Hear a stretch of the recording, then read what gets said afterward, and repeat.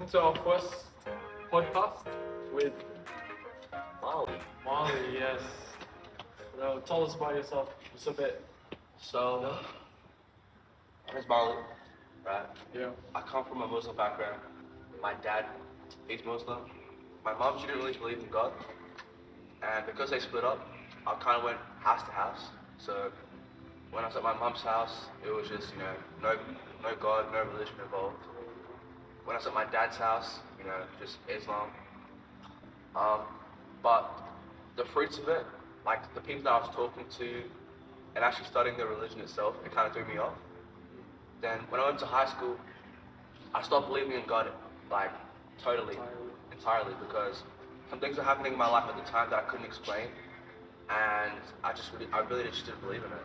But then when I was 14, um, just like I was just seeking because everything that I was doing, like chasing money, chasing women, it wasn't giving me a purpose, and it wasn't fulfilling my heart, and I just felt so empty.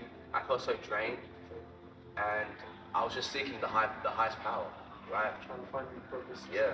So I started studying, Eastern philosophy and religion, especially Hinduism and Buddhism. Yeah. And one day, Like you tried everything. yeah, I tried pretty much everything you can think of, Hinduism. just trying to fill my heart. Yeah. Islam as well. And I started meditating one day in my bathroom, and I had an encounter with Jesus that I could never explain, and it changed my whole life. It made me stop vaping, stop lusting over women. It really changed my whole life, and it's been such an amazing journey since then. So. Yeah. Well, it wasn't like it's the next day. All my problems were solved. It's like a daily process. 100%. Yeah. Like the day after, life did feel a lot better, but it still took a long time for me to mature and to understand the faith, and to because some things we can't fight, like lust. Bible never tells us to fight lust. It tells us to run from it. But at the start, I didn't know that. I thought I had to battle it. But no, you gotta run from lust. So yeah, of course, it takes time to actually understand what God wants us to do with certain things. But yeah, after that encounter, that was definitely Point. the 5 point. It's like, well, what does it mean to be Christian? To Man, I actually love that question so much. yeah. I think I think it's just like putting a verse in your bio, or like going to church on Sunday. But it's really so much more than that. Yeah, Like, it's not just like you can literally Sunday. live with Jesus every single day. And you get to experience His love, His grace, His mercy. You get to meet like amazing people. Like I met this guy, like so many great people that I've met, like just going to church, same energy. going to youth group, and it's just, this is the way you should be living. Like going to parties, getting drunk, all these things. Really ask yourself, is it fulfilling me, or is it leaving me empty? And I think if you're honest with yourself, you'll say it leaves you empty. So that's what it means to be a Christian, just to live with Jesus every single day, and just to pick up your cross and deny yourself. Sometimes you might have to do things that you don't want to do, but at the end of the day, it's going to fulfill you, because it's better to serve than to be served, in my opinion. And yeah, it's just, Picking up that daily cross, every like single day. discipline, Yeah, focus. of course. Even like going back to lust, how do you solve your addiction towards porn and that? I think our generation now is like struggling with addictions, porn, and overusage of like, being on social media for hours on end. Yeah. Like, how do you solve that? You mentioned before how you can't fight lust by yourself. As often you fight lust with a mindset with Jesus. Yeah, that's a good question.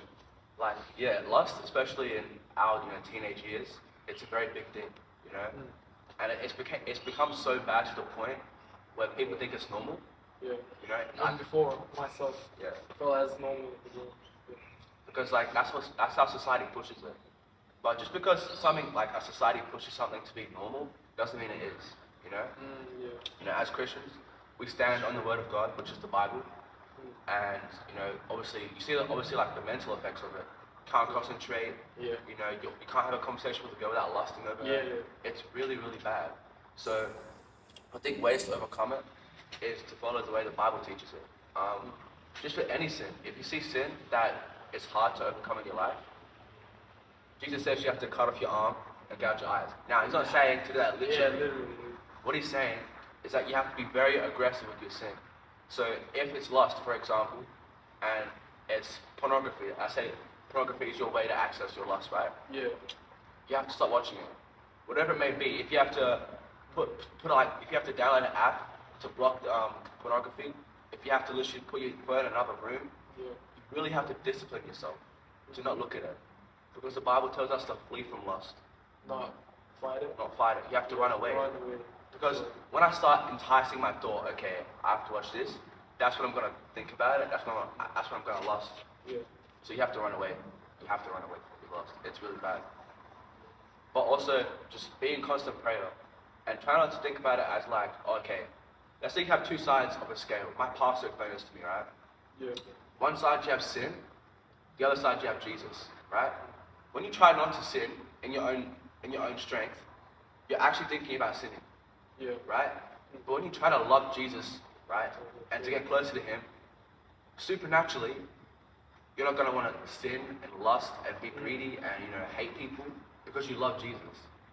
So try not to think about it as like, oh yeah, I have to overcome sin. Think about it, I need to love Jesus. So much that. Because when you do that, that's how you overcome every sin. It's true. It's more to overcoming lust. It's like building a healthy relationship with like a wife or a girlfriend. Exactly. It's true. Because a lot of men, we want, wives in the future. But Yeah. if you can't control your lust, why would God give you one of his daughters if you can't control your lust? It's true. Yeah. Yeah. So you gotta make sure that you are good with lust, and not just lust, but every other sin as well, before you can even think about getting, a partner or a wife or. You mentioned like having that mindset of Jesus every day. Of course. Like Jesus would not want me to do this. So like that love. 100%. Do you think this generation is more spiritual or lost? Like lost in faith? Yeah. I mean, Yeah. it's such a mix, especially going to a public school. Yeah. Like, some people, they are very into New Age. Some people are into zodiac signs. Yeah. Some people don't believe in God at all. Yeah. So it's a very, very wide mix. But it really doesn't matter what they believe. It really matters what they come to Christ. And it's the knowledge of who Jesus really is.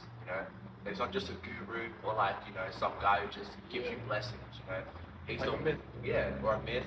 Like he's the way to salvation, He's the only way to salvation. So yeah, I'll say it's more lost actually. Yeah. This generation. Because especially at our age, teenagers, it's like you're seeking for something to make you happy. Yeah. Yeah. And when you really think about it, the way we dress, the way we talk, we're all doing it to feel some sort of peace, Yeah. But man, true peace only comes with Jesus. That's the truth, really. And it doesn't matter what you believe in, like if you want to do New Age, whatever, you have to make sure that you know who Jesus is. Because crystals aren't going to save your soul. Yeah. Zodiac signs aren't going to save your soul. Watching porn isn't going to save your soul. Yeah. Drinking alcohol isn't going to save your soul. Only Jesus can do that. And like the other week we heard a testimony from what's Pastor. Her testimony. Yeah. It was like she talked about how we often run away towards worldly things. Yeah. To feel, feel that hole. Yeah, exactly. It's so true because we run to people, and we run to our addictions. Yeah.